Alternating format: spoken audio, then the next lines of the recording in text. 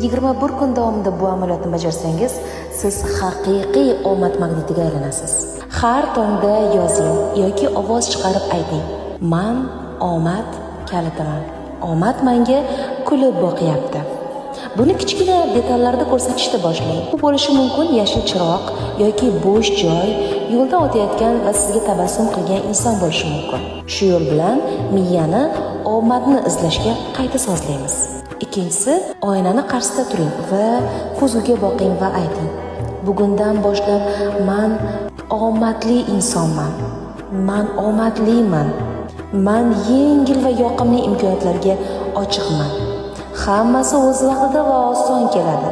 Buni 3 marta his qilib takrorlang. Istalgan bir tangani oling va uni har ushlaganingizda omad oqimidaman deng. Bir necha haftadan so'ng ko'proq yoqimli tasodiflar bo'layotganini payqaysiz. Omad yor bo'lsin.